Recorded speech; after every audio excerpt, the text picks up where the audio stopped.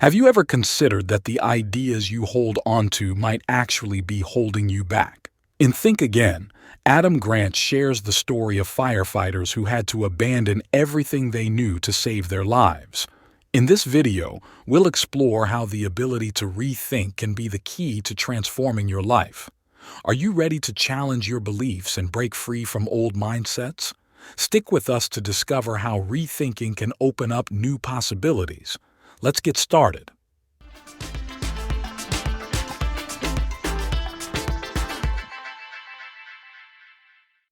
Welcome to Growth Galore, where we explain audiobooks in English. As you can see, the texts are written in both English and German. You can enable subtitles for other languages, and if you'd prefer to listen to the video in a different language, you can request that through the channel. Adam Grant begins his book Think Again by recounting a tragic event known as the Man Gulch Fire, which took place on August 5, 1949. On that day, 15 men parachuted from the sky over the U.S. state of Montana, heading toward Man Gulch Mountain. These men were not casual parachute jumpers.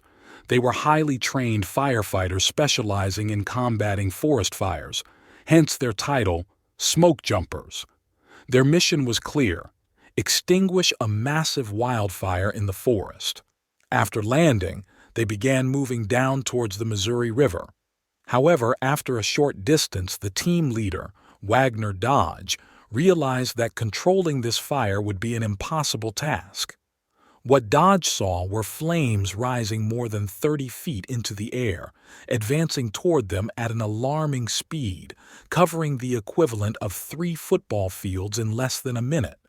At this critical moment, Dodge gave an urgent command to his team: drop your gear and run for your lives. It was 5:45 p.m. Immediately after receiving the order, the team turned and began climbing back toward the top of Man Gulch Mountain. But within minutes, disaster struck. Communication with the team was lost, and when rescue teams arrived the next day, they found a burned watch on the wrist of one of the charred bodies, stopped at 5:56 p.m., indicating that the tragedy occurred just 11 minutes after the command was given. In those few minutes, a profound lesson emerged, one that can be considered one of life's greatest teachings. This incident represents the opening of Adam Grant's Think Again. We hope you enjoy the content of the video. Don't forget to grab a cup of coffee or your favorite drink as we dive into the ideas of this book together. After receiving Dodge's command, the team started running toward the mountain summit, covering about 200 yards in 3 to 4 minutes. At that moment, Dodge made an unexpected decision. He stopped running and started setting fire to the trees around him. His actions baffled the team, who watched in disbelief, and it became even stranger when he called on them to join him. The team members were filled with doubt. Should they follow their leader into a fire he had deliberately set, facing what appeared to be certain death? Or should they continue running, trying to save their lives? The logical decision for them was to ignore their leader's instructions, which they all did. None of them followed Dodge, and within 11 minutes, they were engulfed by the flames, leading to tragedy. Of all the team members, only 3 survived. 2 managed to reach the top of the mountain, outpacing the fire. The third survivor was Dodge himself, who realized that attempting to outrun the fire would be futile. As they ran, the fire was consuming ground at a much faster rate than they could, covering 600 yards in less than a minute, while the team had barely made it 200 yards in several minutes. Dodge recognized that racing the fire was a losing battle, so he resorted to a different strategy. He set fire to the trees around him and then used his firefighting tools to extinguish the flames. His idea was to cut off the fire's fuel supply. Once the large fire reached the area he had burned and extinguished, it would have nothing left to feed on and would stop. After completing this process, he lay down on the ground, placing his face close to it where some oxygen remained. Within seconds, the flames swept through, but Dodge survived the disaster. Adam Grant points out that several factors contributed to surviving that event, one of which was physical ability. You might be fast and strong enough to outrun the fire and reach the mountain summit, but in Dodge's case, it wasn't his physical strength that saved him. It was his mental strength. When Grant talks about mental strength, he doesn't only refer to intelligence in the conventional sense. Grant explains that intelligence is traditionally defined as the ability to think and learn. And while this definition might hold in an ideal world in the real world, one filled with uncertainty and change, intelligence requires the ability to rethink and let go of previous assumptions. Intelligence is not just about learning, it's also about relearning and abandoning ideas that no longer serve us. Grant shares a powerful quote in his book. We often view intelligence as the ability to think and learn, but in a world that is constantly changing, intelligence is also the ability to rethink and relearn. This is exactly what happened when Wagner Dodge set fire to the trees and called for his team to follow him. For the crew, this action contradicted everything they had learned and trained for. They were professional firefighters, and their primary mission was to extinguish fires, not start them. In their minds, the only way to survive the flames was to flee, not to get closer to them. So when they saw what Dodge had done, they couldn't comprehend the logic behind it, as it went against everything they believed in. This is the essence of what Adam Grant meant when he said that intelligence in our unpredictable world isn't just about traditional thinking. It also involves the ability to rethink, or as he called it, rethinking. In that moment, Dodge abandoned all the inherited concepts he had learned, along with the instructions he had been given in his training. Instead of following the traditional approach, he thought quickly and creatively, coming up with the idea of a fire that would protect him from the larger blaze, what he called an escape fire. Dodge's action was a living example of exceptional mental capabilities. In that critical moment, he came up with an incredibly innovative idea that allowed him to survive the disaster. What he did was so remarkable that many books and studies have examined the incident in detail, focusing particularly on his extraordinary behavior. Adam Grant sees this 11-minute event as one of life's greatest lessons. He explains it with an example. Imagine you're taking a multiple-choice test. After finishing the test, you start to doubt one of your answers, feeling that the choice you made might be wrong. According to studies, about 3/4 of students in this situation believe that changing their answer will lead them to select an incorrect one.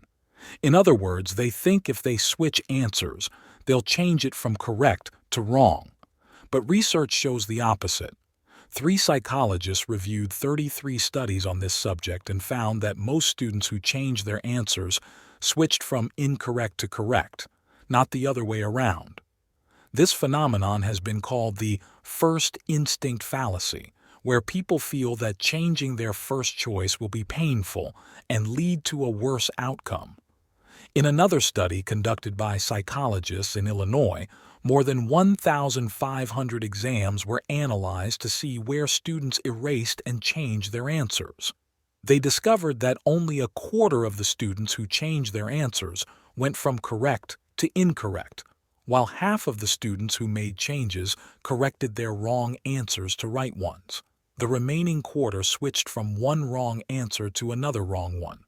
The real issue, as Grant explains, isn't in our hesitation to change our answers, but in our reluctance to rethink and abandon our initial ideas when the situation calls for it. Adam Grant, in his book Think Again, discusses an experiment conducted to study the first instinct fallacy. Hundreds of students who attended a lecture on this phenomenon were clearly warned about the risks of not rethinking their answers. After the lecture, they were given 2 tests. Despite the warnings, researchers observed that many hesitated to change their answers when in doubt. The reason, as Grant explains, is that we are naturally inclined to seek comfort in certainty rather than confront the discomfort of doubt. We prefer to cling to our beliefs rather than endure the difficulty that may come with changing them. Grant offers an example of this behavior by poking fun at people who still use outdated technology like Windows 95 or listen to classic songs. We laugh at them but fail to realize that we too hold on to old beliefs that haven't changed for years, perhaps 10, 15, or even 20 years. We cling to these beliefs even though the world around us is constantly evolving. Real change, Grant says, only happens when we start changing our thoughts. For example, you might have spent many years convinced that a traditional job is the best investment and the greatest source of income. This belief might have driven you to study hard and excel in a particular field, dedicating all your effort to developing yourself in it. But over time, you may realize that this belief was flawed and that a traditional job isn't necessarily the best way to achieve financial success. This doesn't mean that jobs are inherently bad, but they might not be the best choice for everyone. If you feel like your life hasn't improved or your situation hasn't changed, it might be time to rethink your choices. Perhaps the company you work for isn't the right fit, or the job you're doing doesn't fulfill your ambitions. It's also possible that the field you work in isn't the right one for you. Grant points out that 12 people lost their lives in the Man Gulch disaster because they couldn't rethink their beliefs. They were fixated on the idea that their mission was to extinguish the fire, not start one, and that survival depended on fleeing the flames, not facing them. One survivor mentioned that he didn't even realize after running a long distance that he was still carrying firefighting equipment, which was weighing him down.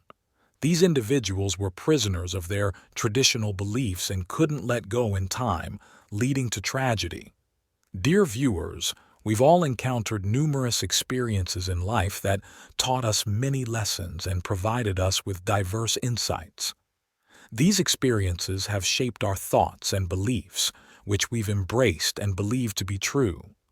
Based on these thoughts, we've set our goals, chosen the fields we wanted to study and work in, and developed methods for dealing with people and solving our problems.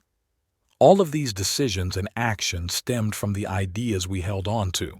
We can categorize these ideas into two types.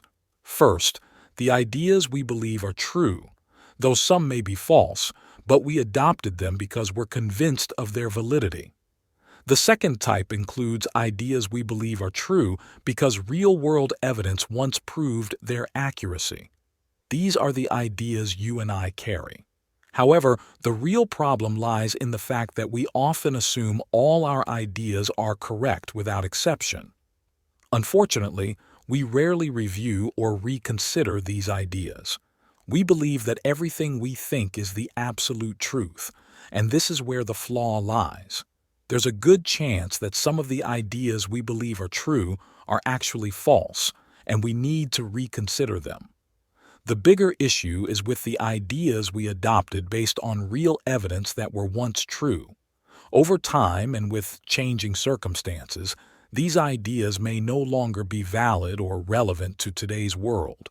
The problem is that we tend to cling to these ideas more than others because, at one time, they were proven right by our experiences. In Think Again, Adam Grant urges us to please rethink.